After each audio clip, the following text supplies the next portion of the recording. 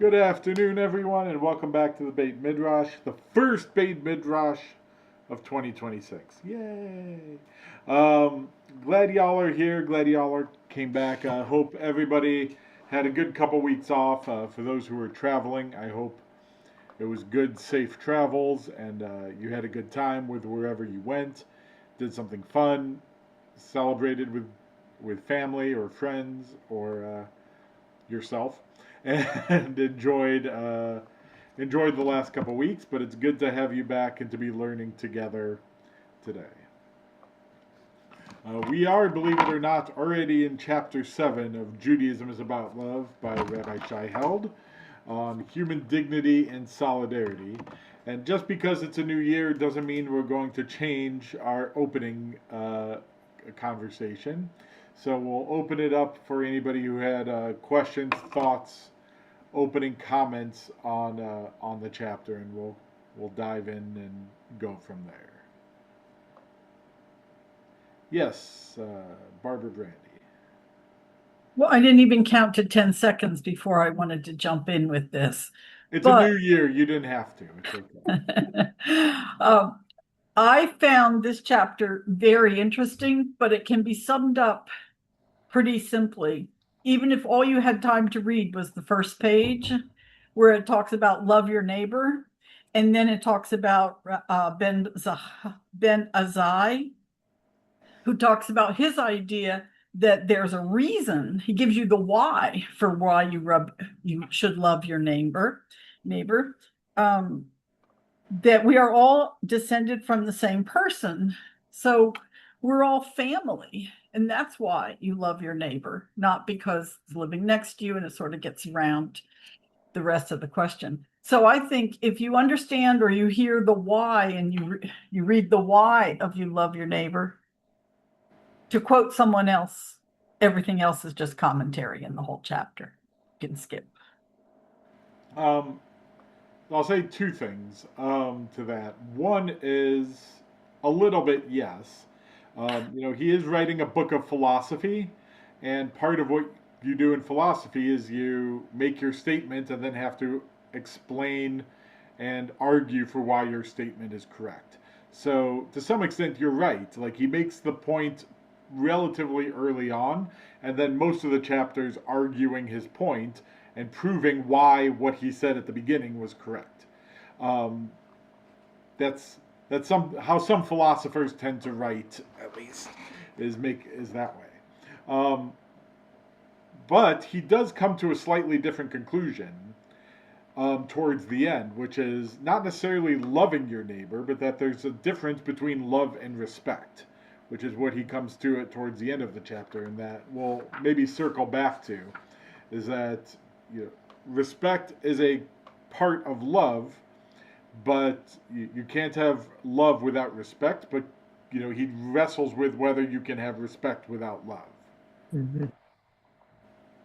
But we'll kind of circle back. But Lisa, were you gonna say something? Yes. Um, yes. I welcome that discussion. The one thing that just really stuck with me from the chapter that I hadn't heard before, and I really liked because I've always liked the term B'Tselem Elohim, that we're created in the image of God. But then he connects the Hebrew word for image, Selem, to the word for shadow, Sel, and goes on to say that we as humans are God's shadows in the world. And I just really love that idea that, like, I know we're made in God's image, but that we're actually like a trace or the shadow like has a reality to it. And it means that there is, something that's casting that shadow. Um, and so that in some physical way, we're part of God's presence in this world. And that I really just made it very concrete to me when I think of us as each as like God's part of God's shadow in the world. That was a fascinating conversation, and I enjoyed that part of it as well. Yes. And he also makes the point that we're not made from the same material as God.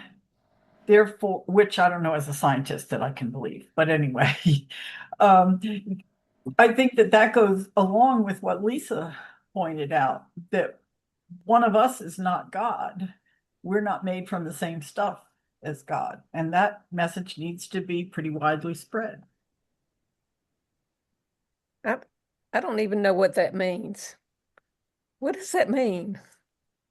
That What we're I not, said, well, I guess what anybody thinks. that we're not made from the same material as God, or Yeah, that that message that we're not made from the same material as God means that any man cannot be God, any woman uh, cannot be I God. guess I get the second part, but I don't understand. I don't understand how anything can be not of the same substance of the universe. Is God in the universe? I don't know. Oh, okay, because I think that's the answer to the question. Yeah. Well, maybe that's the problem is I don't know. I don't understand. I think the problem is that's a theological question more than a scientific question. Mm. And I think the theology question will answer the scientific question. Okay, so I Um, get that we are not God in terms of each individual being equivalent to God. And I get that we are reflections of God or image or whatever, in that we are all connected. And uh, but after that, I kind of break down in terms of understanding this. And I guess the moral message of even considering this is that we should have love and respect for other human beings because we are a all all the same reflection of divine, and b all connected. So that's then, kind of where he's arguing towards, yes. okay. So if that is the conclusion, how is that different from the spiritual aspects of, say, Buddhism? Because I hear Since you I'm not saying, a Buddhist or a Buddhist philosopher slash theologian, I'm not going to really answer that question because I don't feel like I have the knowledge to do so. But I think that's not necessarily the question that he's asking either. Um, Whether or not it's the same as Buddhism, I don't think is relevant to his question. I think his question is it Jewish? And if Judaism and Buddhism come out on a similar point, fine, that's great. But he's not trying to make that argument. He's trying to make oh the no, argument of is it Jewish? no, it wasn't his. I agree. It wasn't his. It was just my thought or my question. Yes. No, I Um, don't think you know, he's concerned with that. I am not savvy enough in the depths of Buddhist philosophy to be able to knowledgeably and competently answer that question. I heard a part of a presentation, or very little bit of a presentation by a Christian minister of what denomination, I have no idea, who was making exactly the same arguments as he, um, As but held, yeah, but saying that this was a specifically Christian um, viewpoint. I think it may be the answer to your question, TK, is that it's pretty universal. And I was also reading some accounts of people who have had near-death experiences. There was an article about that yet again in the New York Times the other day. And again, the upshot of many of their experiences is the idea that we're all part of the same family, that we're all brothers.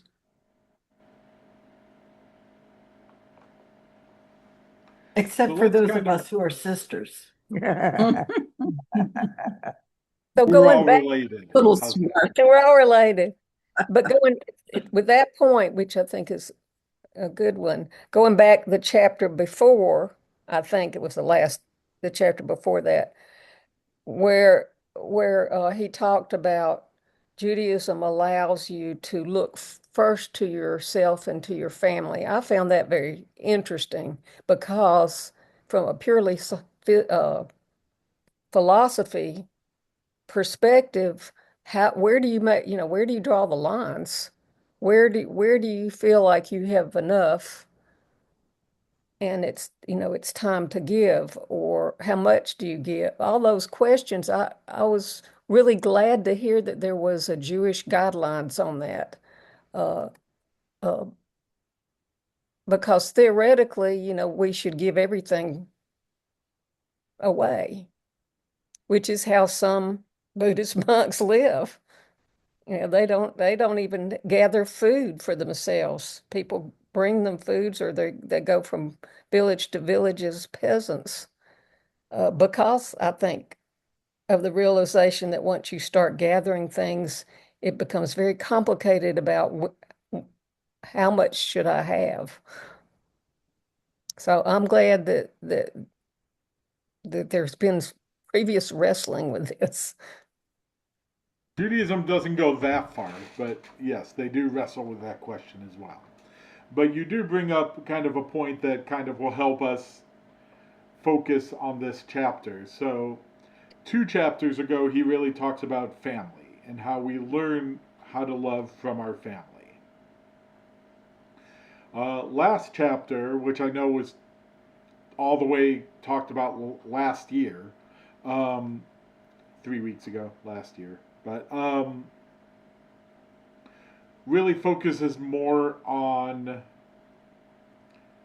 those in our community. And in that chapter, he really focused on Rabbi Akiva's half of the teaching that he quotes at the beginning of the chapter on page 157. Um, that the great principle of Jewish life is that you shall love your neighbor as yourself. Um, but that seems to be that Rabbi Akiva's position seems to be focused on answering the question, who is your neighbor? Which the Jewish tradition largely interprets as those in your community, and perhaps more broadly as the rest of the remainder of the Jewish people. Now he's trying to focus on part 2 of that same machloket, that same dispute between Rabbi Akiva and Ben Azai, um, who, the latter of whom says that the great principle is that this is the book of the generations of Adam. Now, how Rabbi Held tries to argue that they're actually making 2 different distinctions. What are the distinctions that they're making?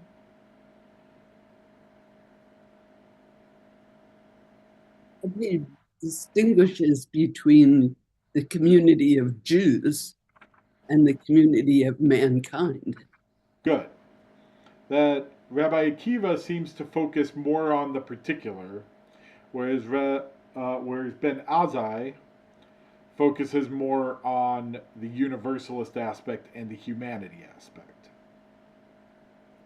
Um, I had a little note in this where one of the things I couldn't help thinking about in reading this was going back to Feldman's book a little bit, where towards the bottom of page 158, right before the new section on Genesis 1, he talks about that the issue that divides the two is where we begin in thinking about our place in the world and our obligations to other people. Do we start with covenantal commitment or with shared humanity? And going back to Feldman, that's pretty much the distinction that Feldman puts between traditionalists and progressives. Are you a traditionalist with Rabbi Akiva in focusing more on um, our shared covenantal commitment, or are you with Ben Azai and focused more on shared humanity? Um, which is one of the core distinctions between traditionalists and progressives. But as you're reading this chapter, you also get very much a sense that he's neither one of those. He's Rabbi Held is very clearly an evolutionist because he's using the text to argue for the progressive points that he's trying to make and saying, well, like this is where the tradition is, and you can he is taking the liberal values and saying this is where the tradition has clearly directed us towards, which is kind of the evolutionist point. So I feel like this chapter was a good illustration of where what Feldman was trying to argue in the last book we read. But one of the fascinating parts I found about this chapter was the application of historical knowledge to prove and argue the points that he's trying to make. So he makes a lot of references to other cultures in the ancient Near East and how they differ from what the Torah is actually trying to teach us. And it begins kind of on 159, where he's saying, you look at a lot of ancient Near Eastern cultures, the king was in a sense the God incarnate. Pharaoh was often seen as a god himself in Egyptian culture, because he was the one that the god had recommended for the position. You see this all the way up through medieval times, where kings and queens claimed that they were elected by God for the position. There's a fancy term for it that I can't think of. The divine right of kings. Is that what I think that's what I'm thinking of. I just couldn't remember the phrase. That God has chosen this person as king, and so therefore this ruler is in a sense either divine-like, or in ancient Near Eastern culture, God incarnate. The Torah takes a very different view of it and says instead, what?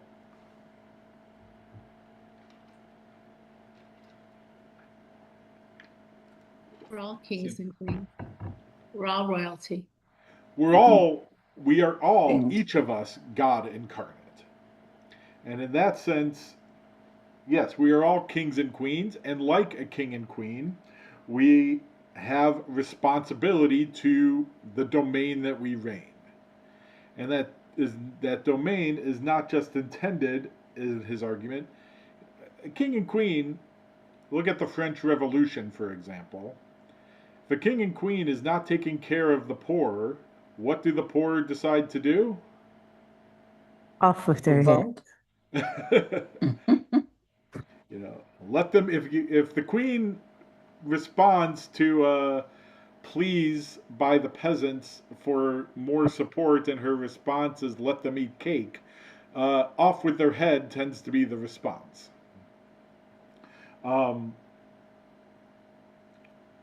It's assumed in some sense that the role of royalty and the role of the king and the ruler, the queen, is you are responsible for all of the citizens of your kingdom. I don't know why we don't have a phrase of queendom, but it just occurred to me. But we're not going to get sidetracked. Similarly, God has given humanity as a whole, not as a specific, rulership over the world. But part of that rulership implies that we have to take care of everything that is within that domain. And that rulership doesn't mean you get to do whatever you would like with your domain. It means you are responsible for caring for pause for a moment. Thoughts, comments, questions? It's the idea that ruling is ultimately to be the servant of all, Mhm. which Um, somehow we don't get as human beings. It's very difficult. We go back to power corrupts. Mhm. and that's a little bit of the danger. Um, that's a little bit of the risk and the danger that God gives us. Is that you are given an immense, we as you, meaning us as humanity, are given an immense amount of power over the world. And I think what Rabbi Held is trying to argue is we have a choice in how we're supposed to use that power. And I think for a lot of people, they see the word king, they see the word rule, they see the word over, that you are king who rules over the world, and they assume that means that we have the power to utilize the world and bend it to our own whims because we rule over it and we have the power to do so. And I think what Rabbi Held's trying to argue is that's not exactly what it means to rule or have power. What it means is you are responsible for what's in your domain, not that you can utilize it however you would like. Cindy? I also like in this part how he connects the idea that um, about treating everybody with dignity. Because if we are all kings and queens and we are all equal, the needy are no less valuable and no less worthy of respect than anybody else. So it's not just about the responsibility of taking care of your neighbor, however you define that. It's connecting the whole idea of dignity just in another way, saying that everybody is a king and queen. And I mean, I thought that was really, we talk about how he, tends to perhaps repeat himself, and you did explain, the philosophic method, but this is something that I had never really heard in this way before, and it resonated with me. Yeah. And as he says a little later, the ethical is the title of the section is the ethical is theological. That one of the side effects of this philosophy and this approach, and if you accept this argument of how the Torah is phrasing it, is that, as he says, middle of 163, how we treat others is in some important sense how we treat God. So that if we really accept the idea that each of us are kings and queens, each of us are given over to God, and I think the previous page, I don't remember if I think the shadow comment may have come a little later, though I thought it was on that page. That backing up for half a second, in ancient Near East, the idol was intended to stand in for the deity. And in some sense, as he says, the God represented in the image remains transcendent, but is nevertheless present within the image. That, in a sense, an idol is the image, is the God that it represents. Part of why idolatry is so frowned upon in the Torah is that because I never really thought of this, but it was a brilliant comment that the words that God uses to create humanity are the same that uses to prohibit idolatry. That in some sense, each of us are supposed to serve as representatives of God and to stand in for God in this world.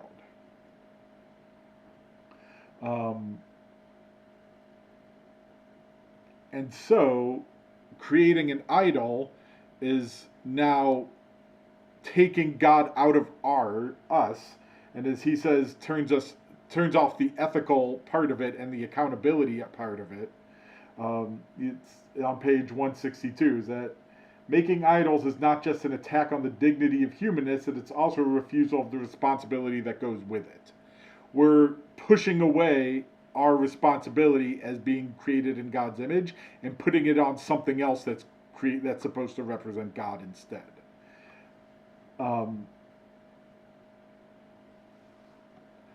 So once we accept that each person is representing God in this world, then that means the way we talk to, the way we treat every other person is also how we are treating God.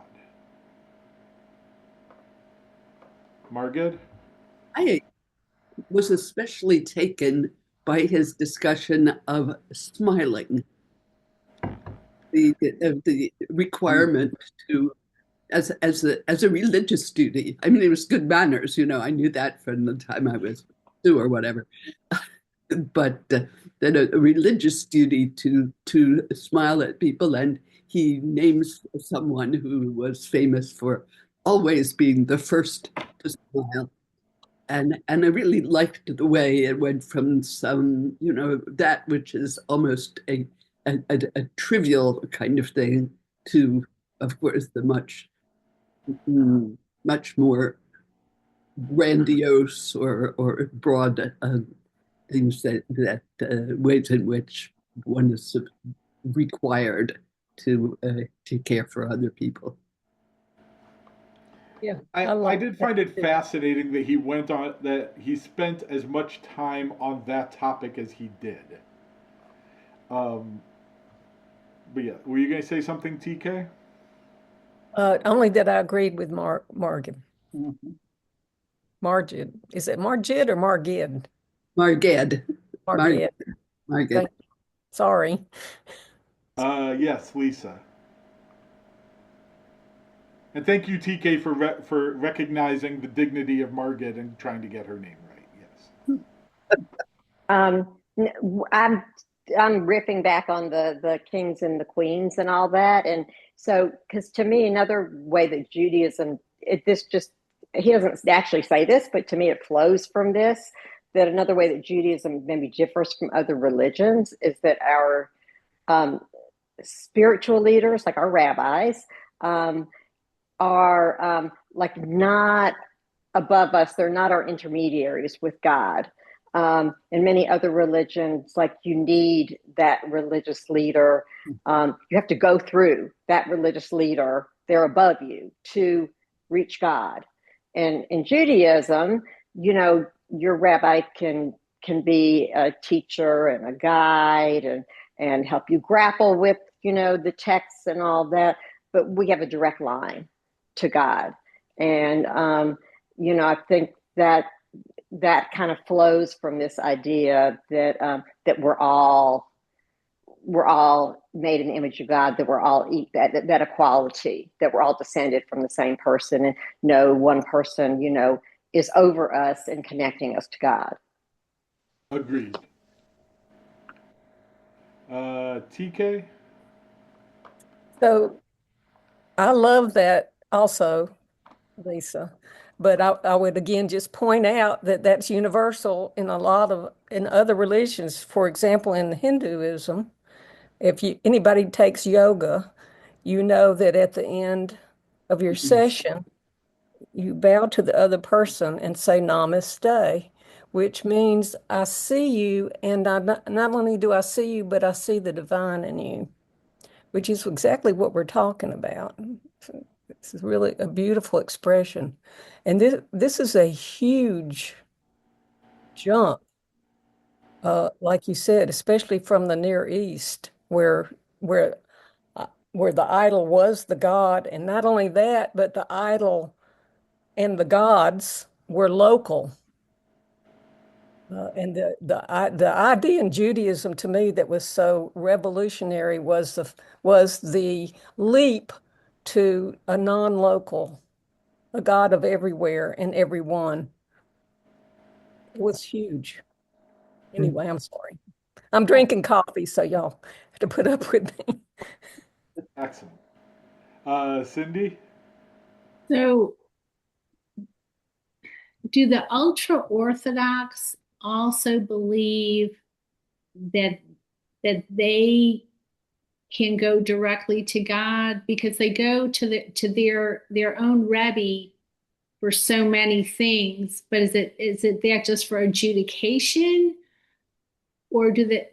I mean, and again, I know you're not an ultra Orthodox rabbi, but in general, I So don't it's know. interesting because I was kind of thinking about that while Lisa was talking, and I agree with Lisa's general point of view.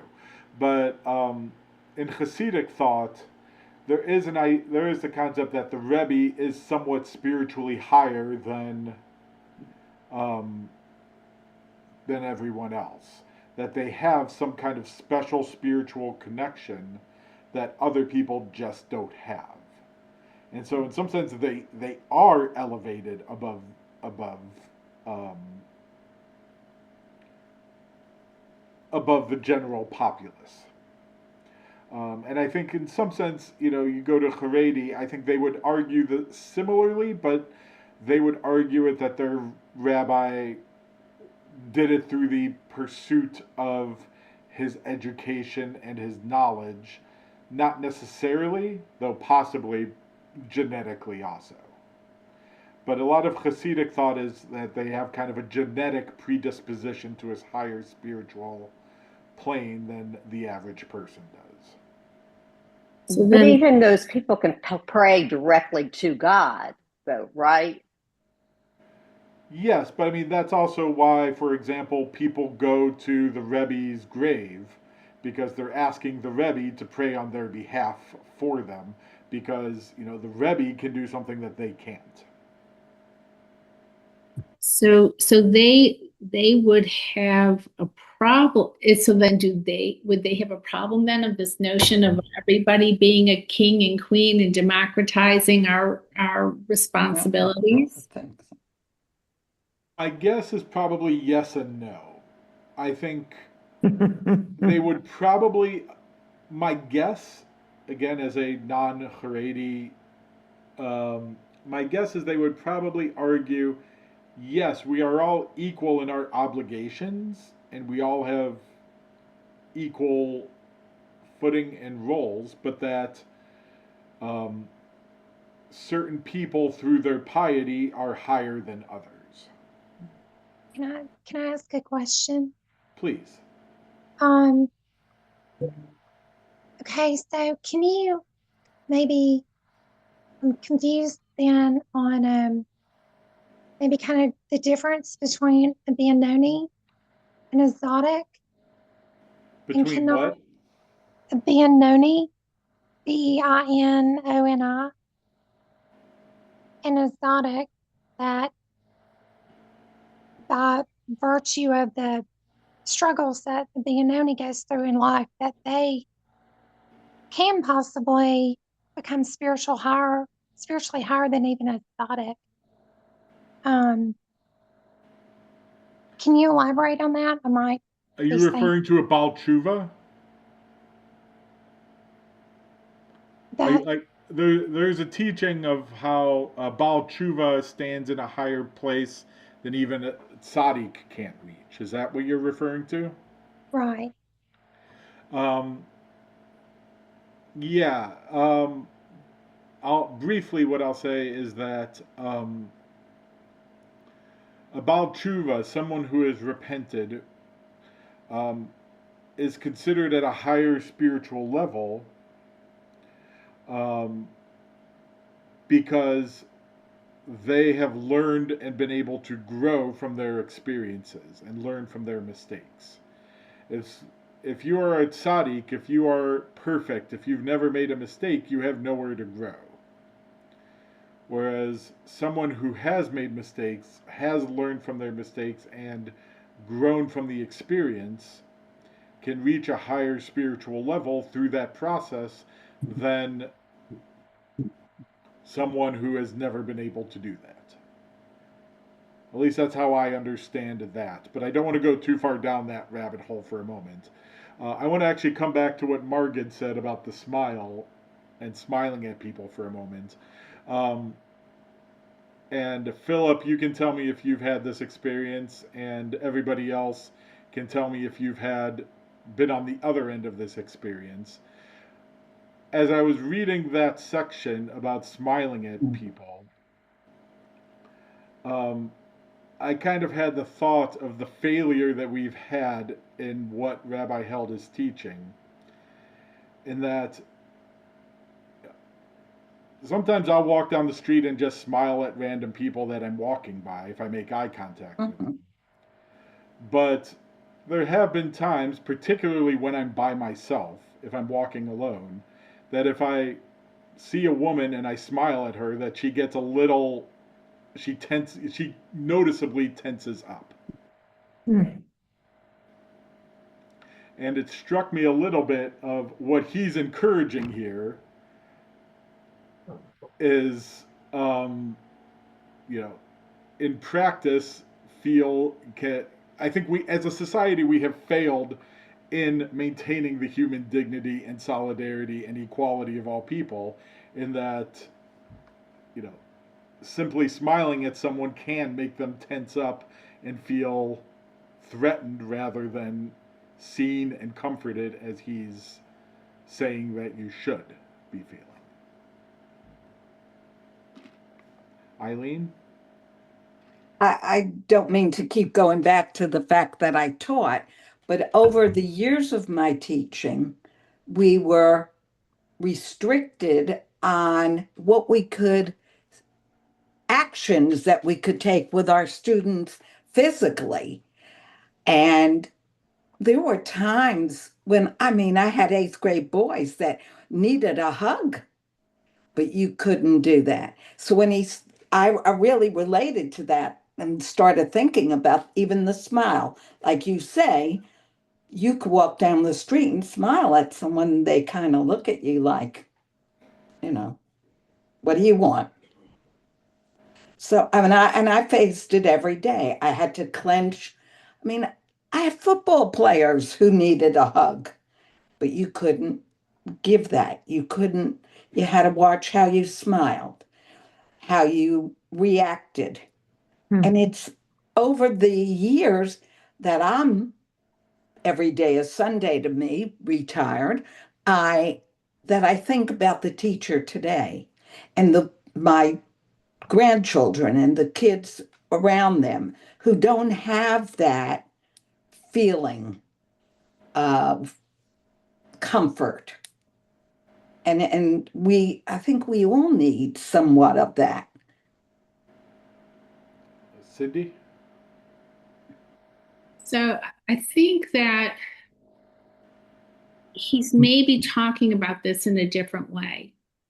He's talking about it, what I think he's talking about the sincerity of our intentions and the idea of a smile being just reflecting this sincerity and this ability to see somebody with respect. So like when we're walking down the street and we're smiling, it's a friendly gesture. It's not necessarily it's not disrespect. It has been interpreted as disrespectful, but I think that he's talking about something deeper than just like the random smile on the street. Is offering yourself and your help, whatever you're offering, with a smile, so that the person that you are engaging with feels that sincerity.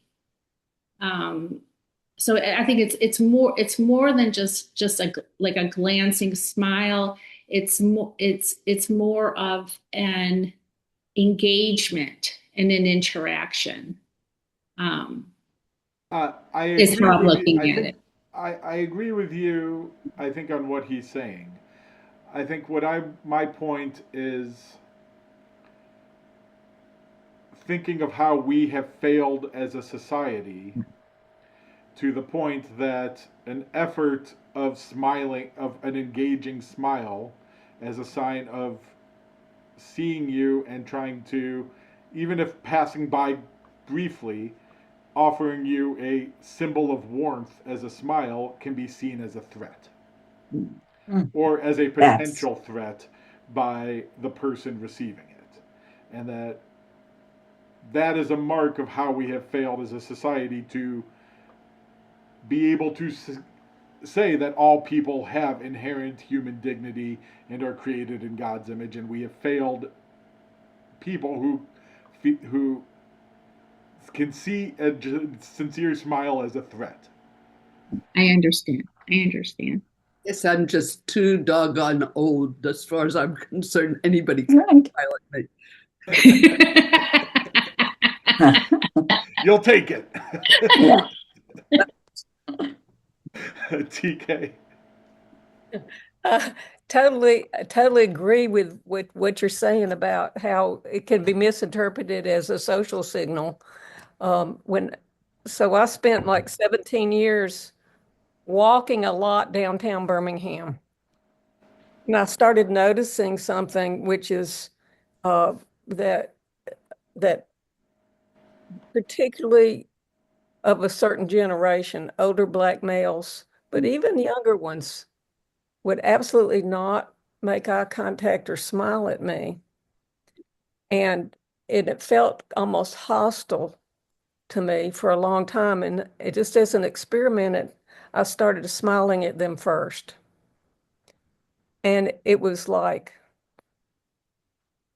it was like magic. They responded with smiles, genuine smiles back, and sometimes would, make a nice comment as we went by. But it was interesting and amazing to me, and I felt like this probably went back several generations to Jim Crow and when Black men did not dare to make eye contact with a white woman. Mhm. And even were supposed to even step off the sidewalk if they. Good. Yeah.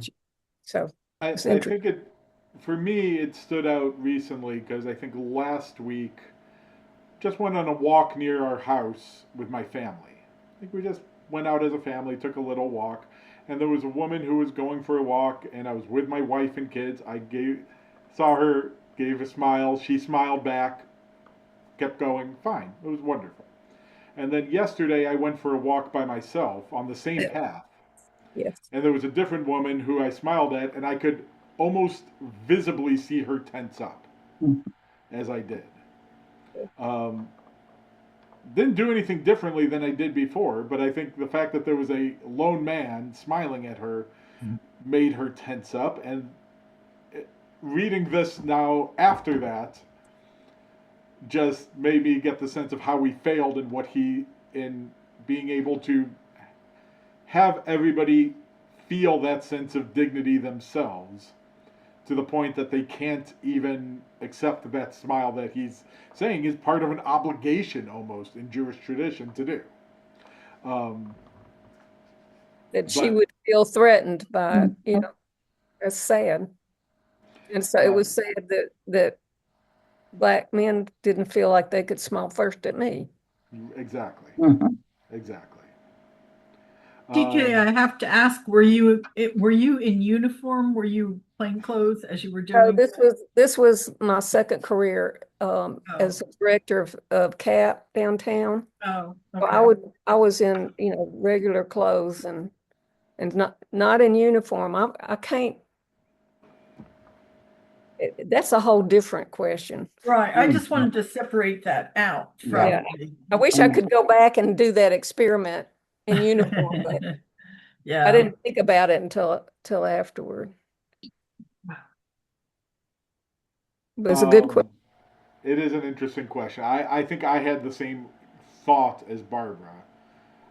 Um, like I was curious how that might have worked if you were in uniform, but um, it You know, I didn't walk around very much in uniform like they did in the old days when they would walk a beat, because we were in cars a lot, and I always felt that we lost something by doing that.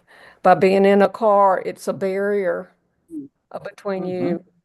You know, it gives you a lot more territory you can cover, but not in a real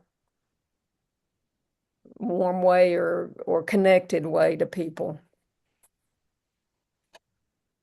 I do remember one time when I was in a car by myself, and I caught a glimpse of my own image in a storefront window as I went by the corner of my eye. And the thought that I had was, what in the world is that little bitty girl doing driving that great big car?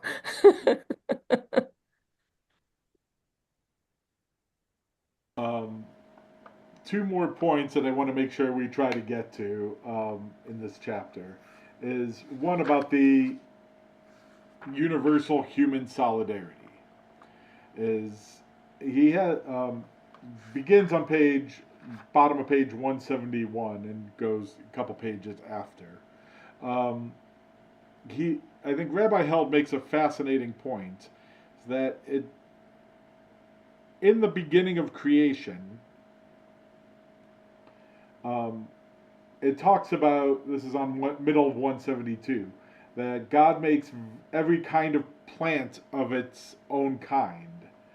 Makes plants of every kind, and animals and birds of every kind, and all the stars themselves.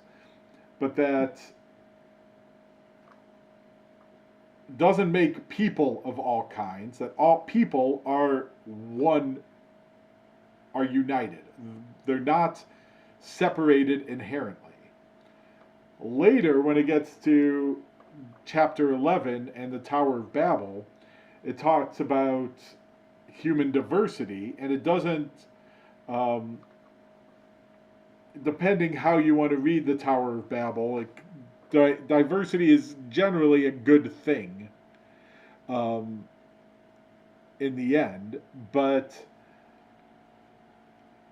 inherently, we are all supposed to be one united being. As he says on 173, that human solidarity is rooted ultimately in a refusal to see individuals as fundamentally separate, atomized, responsible only to and for ourselves. We are utterly unique, but also we are inextricably interconnected. And this is the popular phrase that he says, that an assault on your dignity is also an assault on mine. That inherently we are all one interconnected family. And so with that also puts a demand on how we're supposed to treat each other in addition. The fact that we're all connected. But that leaves us with the final question of the difference between love and respect, which is what begins on page 175.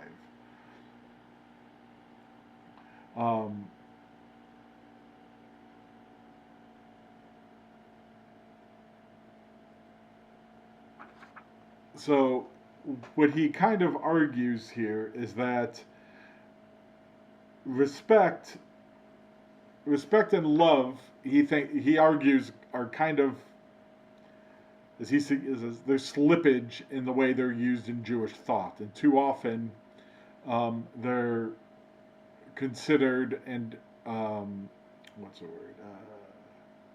melded together. He's trying to argue though, that respect is a basic level, And love is an additional step beyond it. That you need respect, you need respect to have love. You don't need love to have respect. Which I think is an important distinction here as we're talking about universalism and the entire human people. We have to respect each other. We have to respect other people and humanity. We don't have to love everybody. I don't have, I don't love anybody in Ghana, not because I don't respect them, but just because I don't know them well enough to actually say I love them. But I have respect for them as people. And as he says, love requires more than respect and never less. That love brings on additional requirements. But I wanted to see if you had any thoughts or reactions to that section. Yes, Eileen. That's kind of been a motto that I've tried to live with. I know I can't love everyone, or I don't know them, as you put it, but respect should be my number one in my thoughts as I deal with people daily, and my family included. And as even my grandchildren have grown up, I've said to them, you've got to realize you're not going to love everyone. And you may love them today and not tomorrow, but the thing you must come out with is respect. You can't, go through life demeaning people and so on. So I was really interested in this portion of the chapter. TK? I would like to direct this both to you, Rabbi, and to Margid, since she's got the background for it. But that brought up in me another question, which is, we can certainly teach our children to respect. We can't teach them to love except by example. But how does a sociopath learn to love, or can they learn to respect? I mean, and then there's a lot of people on the spectrum that don't feel emotion the way that a Normative. not whatever you call a non-neurodiverse person feels. I'm just throwing that out there if you have had any experience, or how does that work? I'm for sure there are people that you can't teach to love. And I think there are people who can't be taught to respect. And those people do a lot of damage. I'm going to sidestep the sociopath question just because I don't have the experience or the knowledge to really address it. But with neurodivergence, yes, they don't experience emotions in the same way, but they still have a sense of love and respect that they experience.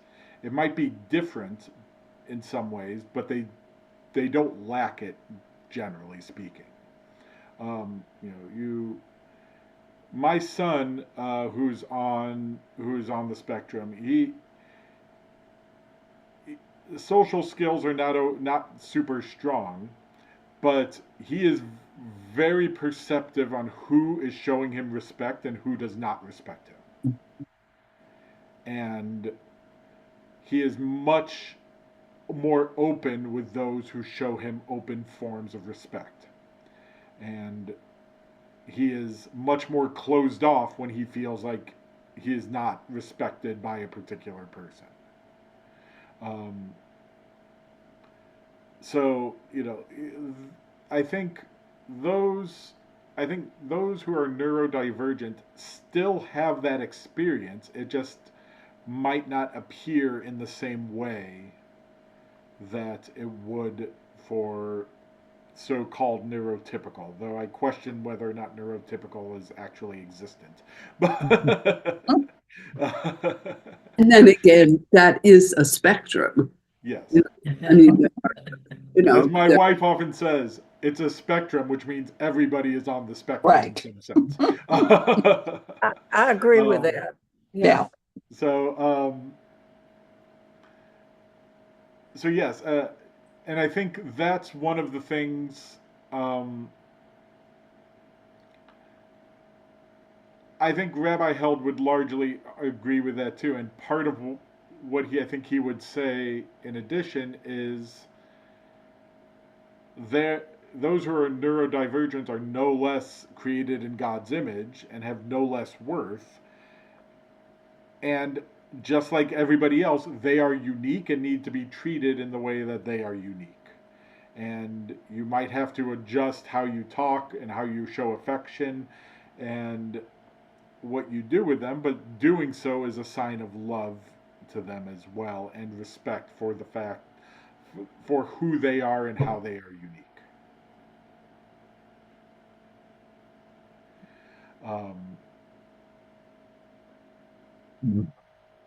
Any other thoughts before we start to wrap up?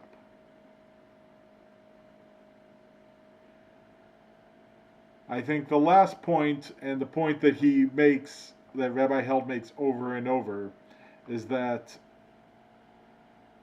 I'm trying to remember the deed and emotion go hand in hand. And that, as with a lot of things in Judaism, that your actions need to be guided by an inner conviction and an inner sense of love, respect, dignity for the other person. It's not enough to be feeling it, and it's not enough to be doing it. But that you need to have both to really be living out what he is arguing God and the Torah demand of us. And so, it's hard to talk about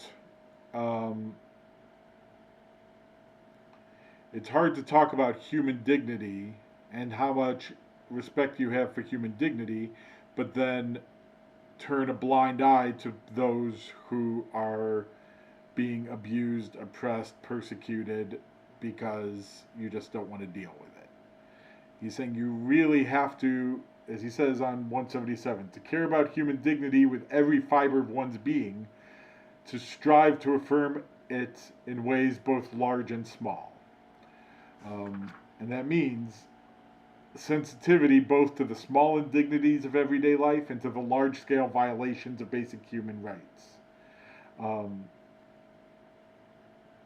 It's a nice thing to strive towards, and a nice thing to try to work ourselves towards, to be able to do that in our lives.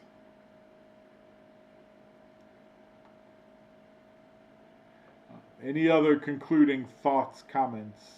Margaret, you look like you were about to say something. I wanted to, TK asked about people who are sociopaths and so forth. And I just wanted to add to that I think that those damaged people, very damaged people, and that it is still possible to have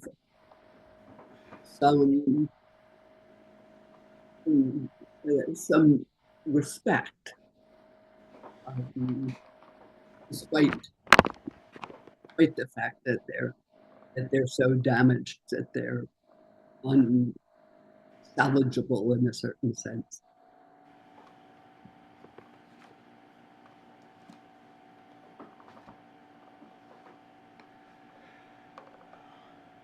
Any other closing thoughts? Yes, Diane. You're muted. I know. I just wanted to say, Rabbi, thank you for your lesson, and please don't stop smiling. You know, I guess I really work at this, and sometimes if I don't really feel like smiling, I just make eye contact and nod my head to let people know that I see them. Not everybody feels the same way about a smile, but everybody deserves the dignity of being acknowledged. Recognized. Yeah. Agreed. Hmm. I will say sometimes with men I will smile. Sometimes I'll give them what my wife terms the high school nod. We'll make eyes come go. Okay. But you know what? If it serves the same purpose as a smile, it kind of works too. So, term of acknowledgement. So, thank you all very much.